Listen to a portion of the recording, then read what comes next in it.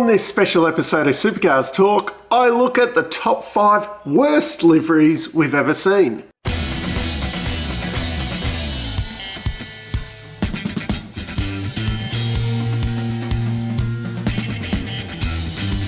Instead of congratulating people for doing a good job, this is a look at people who have done a not so good job.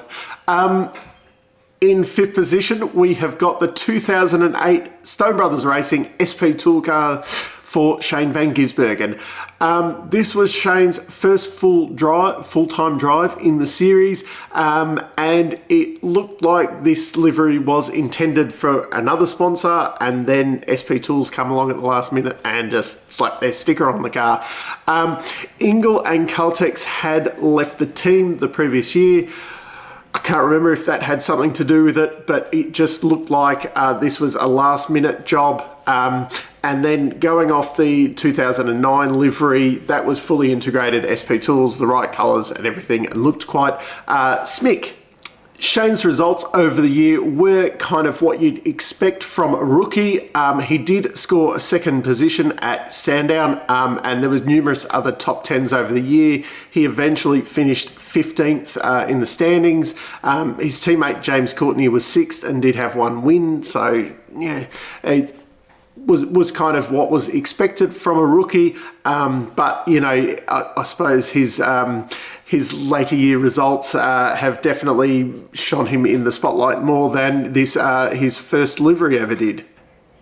In position 4, it's the 2006 Vodafone introductory livery from 888.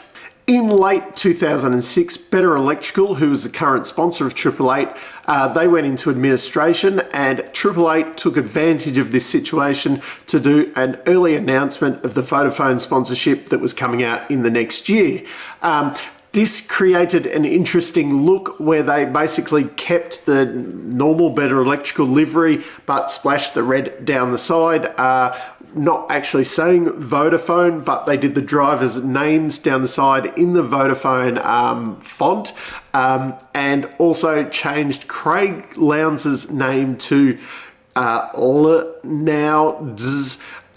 focusing on the now part in the middle there, because the Vodafone slogan at the time was "Make the most of now." This livery is one that will always be remembered because it was involved in that controversial championship finish with Rick Kelly.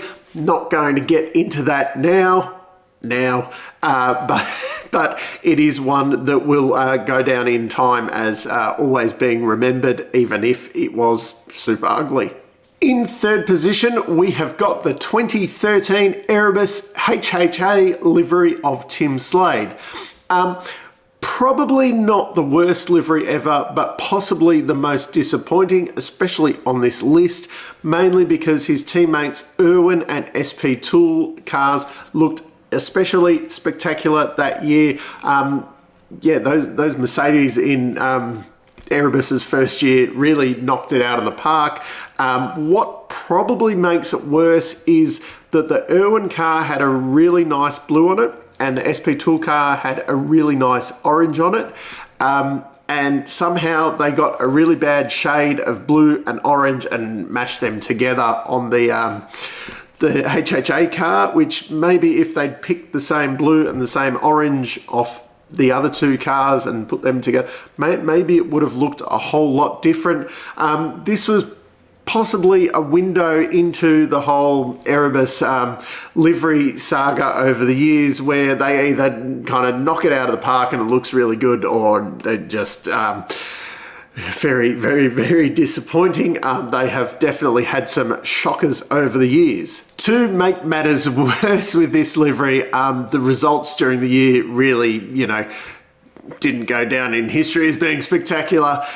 His best results all year were 2 8th positions, and he came home 22nd in the championship. This was only 2 positions behind his teammate Lee Holdsworth, and six spots ahead of his teammate Maro Engel. Yes, there was 28 cars on the grid that year. In 2nd position, I'm going to lump all of these liveries over the 2-year period together, the 2000 and 2001 Paul Morris Big Kev liveries. This spanned across a VS Commodore and a VT Commodore.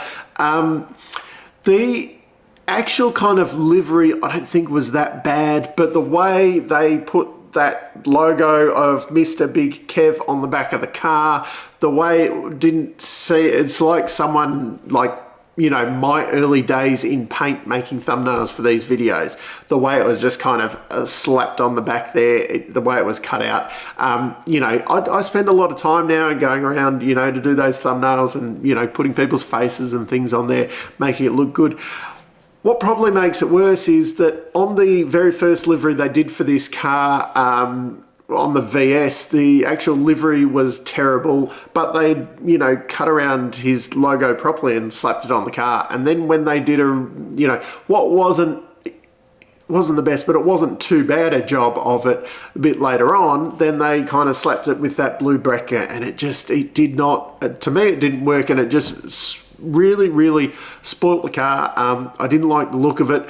Maybe if they'd kind of, you know, molded the two together and had that, you know, whatever, rather than, you know, that harsh line and the really crappy font and whatever on the first livery, but used, you know, him cut out properly and all of that, maybe it would have worked. But for me, it did not work. It was not cohesive.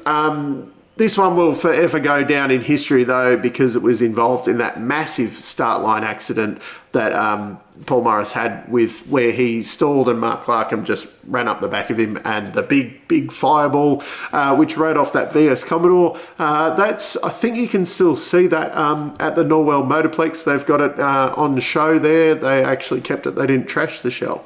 And in first position, we have all of the early Supercheap Auto liveries. It's unfair to just focus on one of these. It all started off with John Briggs in 1997 and ended with Steve Ellery in 2004. Terrible, the whole lot of them. Just one after the other, not good. Colours that didn't mash together, bad fonts, just, you know, everything that Supercheap was at the start. Finally, in 2005, when the money went across to PWR with Greg Murphy, they had a good-looking livery. And most of the ones after that, I'm going to say most because some haven't been that great, but most have, you know, they've been, let's not say great, but acceptable. That's, the Supercheap liveries, you know, that just have it. The wild card last year, that was really good, really good.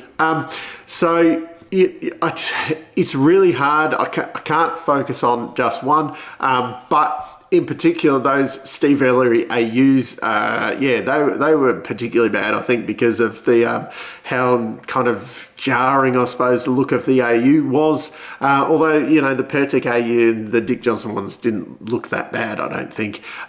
So we can't just blame it all on the AU. You know, the Supercheap livery team, they really knocked it out of the park for badness. So that's my 5 worst liveries. Down in the comments, do you agree? Do you have any other suggestions?